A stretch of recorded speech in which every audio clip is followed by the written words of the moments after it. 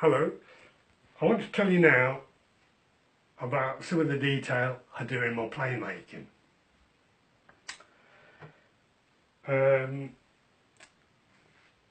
Years ago I had the idea of doing cupid bows into the dovetails, pinning it in, filing it off so you get a nice little bit of decoration.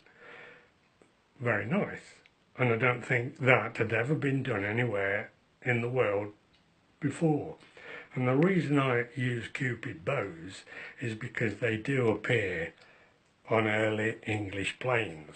The only decoration you get on an early English mitre plane is a cupid bow on the bridge or on the wedge, bottom of the wedge.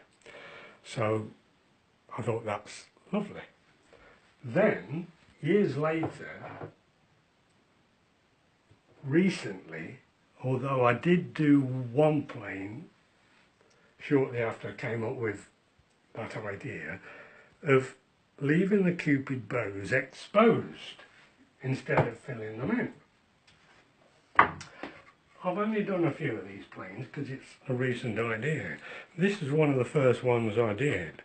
So instead of filling it in, you get exposed cupid bows. You can have other detail. It doesn't have to be a cupid bow, but it's in keeping with playmaking, English playmaking.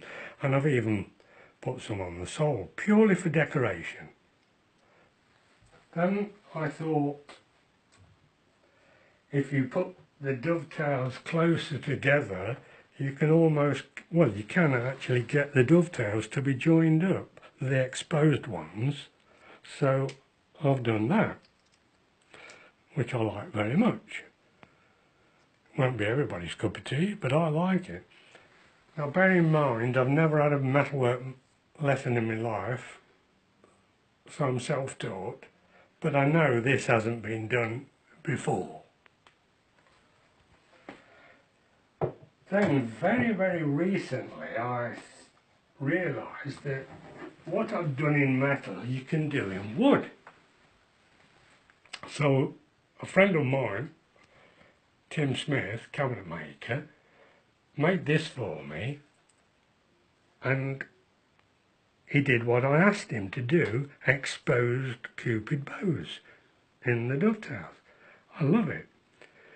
I just want people to know about it because, like I say, as far as I am aware, and I'm certain actually, it's never ever been done before.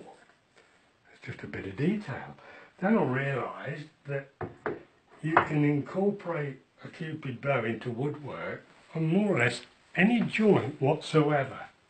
Where two pieces of wood come together, you can have a cupid bow or something similar exposed at the joints.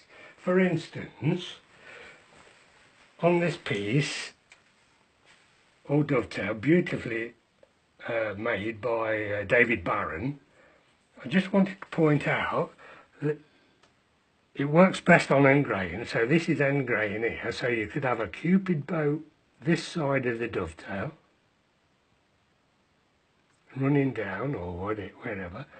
You could also have it on the end grain of the dovetail, along there instead of there. You can have it there instead of there, and you can have it there.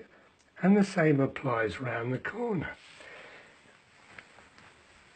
Again, I used to have an added cupid bow piece of detail there to fill this gap in, and it was there for 15 years, this piece of wood. I'll put it on. Sarah didn't like it, I didn't like it, so I knocked it off, and I intend, when I get round to it, to put a cupid bow there cut into this piece, which I can actually do after the job's done. But the idea, what I'm telling you about, these exposed cupid bows are best done when you're making the piece of furniture. You could have it in anyway, two pieces of wood come together, like on a chair where the rails go into the seat. You could have a bit of decoration exposed on a table, on a door, on any piece of furniture. Oh, and I made this year, most people know about, and I incorporated a cupid bow there just for a bit of added decoration. So if that was a table or anything else you're making where two bits of wood come together, you can have an exposed piece of detail. I think it's the best thing I've ever thought of. Better than my plane making.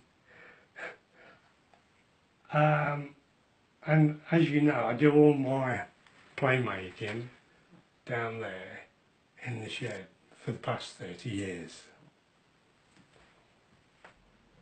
Just before we finish the video, I made this many years ago, and I just wanted to point out that I could have put a cupid bow log there, or a row of cupid bows, or a row of anything exposed like I've been talking about.